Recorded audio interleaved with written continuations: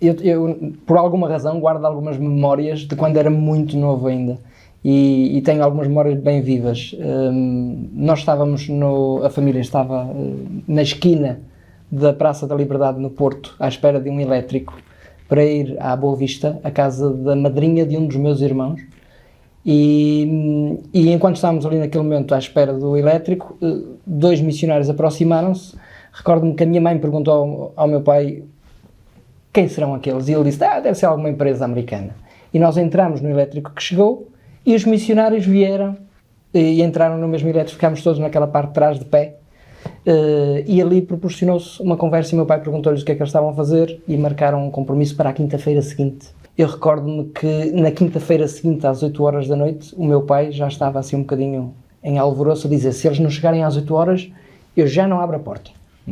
E eram 8 horas em ponto, quando eles bateram à porta. E ele ficou sem qualquer argumento e entraram e ensinaram-nos. É assim, eu tinha 12 anos, ele é mais novo do que eu, mas tem uma memória melhor do que a minha. Mas eu não tenho assim grandes lembranças desse tempo. Mas, assim, deles irem à nossa casa, até fizeram uma brincadeira de pôr lá umas prendas à porta e nós abrimos a porta e vimos aquilo e eles fugiram, mas depois descobriu-se quem era. Quer dizer, tenho assim umas pequenas lembranças desse período, mas foi uma altura muito interessante, porque era novo, não é? Nós da religião estávamos ligados à Igreja Católica, eu ainda cheguei a fazer a primeira comunhão e pronto, era uma coisa nova no país e na nossa vida também. Uma das coisas que eu lembro muito vividamente é que a mudança que houve na nossa família depois dos ensinamentos missionários acerca das famílias, a importância das famílias, o amor entre as famílias, isso mudou a dinâmica da nossa família que tínhamos tido até ali. E isso foi durante muitos anos o meu testemunho pessoal da veracidade da Igreja. A Igreja tinha efetivamente mudado a nossa família para melhor. Este testemunho pessoal, depois, na altura do meu batismo, também complementou com experiências pessoais próprias, mas na missão reforçou-se e tornou-se de forma diferente, mas até ali era sustentado muito pela dinâmica que a mudança da dinâmica da família em relação ali. Portanto, o amor entre as famílias, a possibilidade das famílias eternas.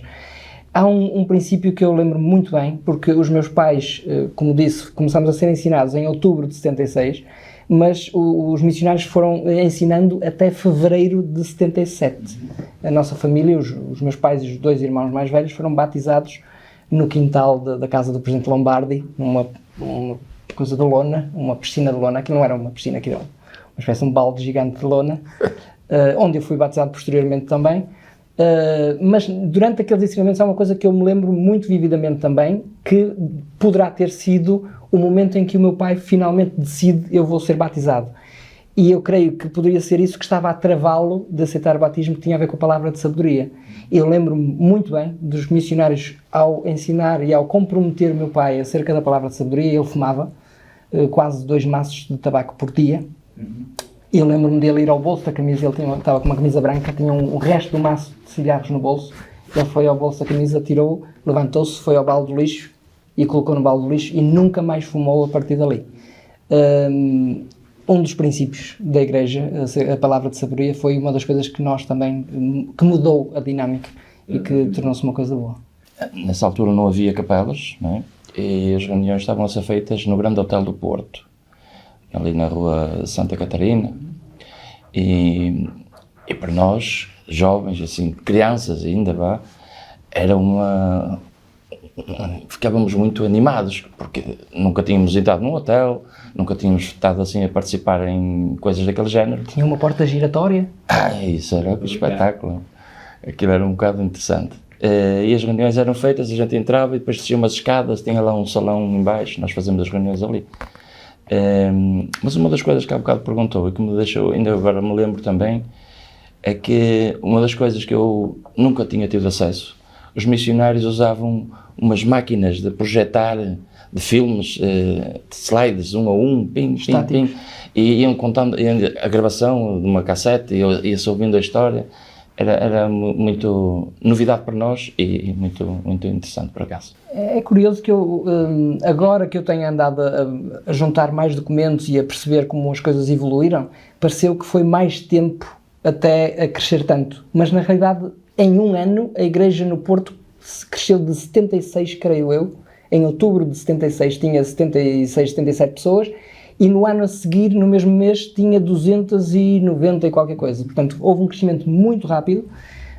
Nós assistimos às reuniões no Grande Hotel do Porto e depois, creio que em abril, começou-se a mudar já para a Capela das Antas. Comprou-se uma casa aqui nas Antas, que ainda é uma capela da igreja, e mudámos para lá. Portanto, deixámos de ter as reuniões no Grande Hotel do Porto, passamos a ter na Capela das Antas, ainda em obras. Nós reuníamos, fazíamos as sacramentais no piso de cima, na confluência de 2 corredores. Tinha o púlpito e dava reunião para os 2 lados. É curioso que eu ouvi uma irmã na reunião que vocês tiveram em Lisboa, dos pioneiros também, a dizer que fizeram isso e que era a única capela que ela conhecia. Eu pensei, não é a única, que nós fizemos o mesmo cá em cima, efetivamente. Mas tudo está em obras e nós adorávamos, era um espaço novo. Foram momentos fantásticos, com muitas pessoas sempre a entrar, portanto o crescimento era muito rápido naquela altura. Nós íamos à Suíça e a Frankfurt, eram vários dias de viagem. É incrível quando começamos a pensar nisto. Hoje em dia nós agora temos um templo em Lisboa, às vezes as pessoas pensam no sacrifício que é levantar-se às 4 da manhã, ainda numa das reuniões passadas eu estava a dizer isso, eu disse, vocês não pensem que é um sacrifício, eu respeito o vosso sacrifício hoje e é bom ver que vocês estão a fazer algum sacrifício, mas nós quando fomos batizados íamos de Gaia para as Antas a pé e depois ficámos todos felizes porque finalmente tínhamos uma capela em Gaia e era nas Bolsinhas, que era a mesma distância da Capela das Antas, para o outro lado, mas íamos a pé na mesma. E nós íamos para o templo, eram 2 dias e meio de viagem. Eu recordo-me num dia num dos autocarros, porque o autocarro andava sempre, nós dormíamos no autocarro durante aquele tempo. Eu acordei à noite e a única coisa que eu via era aquela imagem que nós temos no livro de Mormon, de Moroni, quase a morrer, com os mortos todos à volta. Era só corpos espalhados pelo autocarro todo, era gente no chão, era pés, era cabeças, e eu olhava para aquilo e pensava, isto é uma coisa incrível, o sacrifício que fazíamos para conseguir estar no templo e para ir ao templo. Mas era uma benção. Depois tivemos o Templo de Madrid, mais próximo. Nós cantamos durante uma das sessões de dedicação e foi uma das experiências que marcou a minha vida também. O espírito estava tão forte, tão presente, e estas experiências espirituais no templo e ao longo da vida com os missionários, etc., eu creio que são o que vão fortalecendo-nos. Às vezes eu digo, não importa muito se estamos há muitos anos na igreja ou há poucos anos na igreja, o importante são estas marcas que nós vamos conseguindo acumular na nossa vida e guardar para nós e partilhar com os outros também, que nos constroem, ao fim e ao cabo, como membros da igreja. Sim, eu estava na Capela de Gaia 1 a assistir à conferência e a emoção que eu tive foi a mesma que tive agora há poucos dias. Aliás, que até posso, eu e o meu irmão tínhamos andado 2 ou 3 conferências para trás, naquela, vai ser agora que vai ser anunciado. Vamos, é agora, não sei o quê. Ele já tinha uma dica de um assunto e nós andávamos ali empolgados a ver quando era. E a mesma emoção que, agora foi uma emoção maior, que eu estava a assistir à conferência e quando anunciaram o Templo do Porto, para mim parou tudo. Mas estava em Gaia 1 na conferência porque nessa altura ainda assistíamos às conferências na capela, agora já podemos assistir em casa, não é? E aquilo foi uma notícia muito incrível. Não me espanta porque nós ouvimos os profetas, os apóstolos que vieram cá a dizer que isso ia acontecer. Eu recentemente estive online, infelizmente não pude ir presencialmente a uma reunião de missão. Eu servi com o Presidente McCook e eles fizeram a reunião da missão lá nos Estados Unidos. E eu, enquanto sentia aquele espírito do Presidente McCook, parecia que estava numa reunião do tempo da missão. E eu recordo-me perfeitamente dele dizer: o país vai ter templos, o país vai ter muitas estacas. E eu ouvia-o e pensava: mas como? Quanto tempo é que isto vai levar? E de repente nós temos um segundo templo no país e temos o risco muito grande de nos tornarmos efetivamente o farol da Europa, como também foi profetizado. E depende de nós. Depende do que nós quisermos fazer com as ferramentas que o Senhor nos está a dar e com as oportunidades que nos está a dar, que são oportunidades, isto os tempos. Essa é uma boa questão acerca da minha missão, porque, como disse, os meus irmãos mais velhos não foram fazer missão. Então eu entrei num momento em que eu sentia que devia fazer, mas ao mesmo tempo eu tinha receio porque não tinha experiências anteriores de como é que seria. Eu seria o primeiro da família a estar fora tanto tempo e a sair de casa ao fim e ao cabo. Mas foi uma experiência que me construiu também. Porque enquanto eu lutava com essa vontade de ir e ao mesmo tempo o receio de fazer, o Senhor respondeu-me. Eu orei para saber se devia fazer e Ele respondeu-me, curiosamente, através das Escrituras, mostrando-me na mesma semana em que eu estava a orar, 5 vezes a mesma Escritura que me aparecia em sítios diferentes, mas era a mesma Escritura que é em Provérbios 3:5, nunca mais esqueci, que dizia: confia no Senhor de todo o teu coração e não te estribes no teu próprio entendimento. E eu, ao longo dessa semana, eu sabia, eu tenho que fazer missão.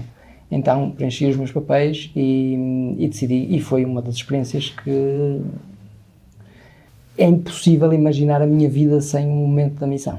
Muitas vezes olhamos para os nossos jovens e pensamos que esta geração são diferentes efetivamente de nós, têm formas completamente diferentes das nossas de fazer as coisas. Eu acho que eles precisam de ser direcionados e precisam de sentir, de ter alguns testemunhos que os façam sentir qual é o caminho que devem seguir. No momento em que eles conseguem fazer isso, eles são muito orientados para fazer aquilo que querem. Talvez atingem até coisas mais rapidamente do que nós atingíamos nos nossos tempos, têm meios muito melhores.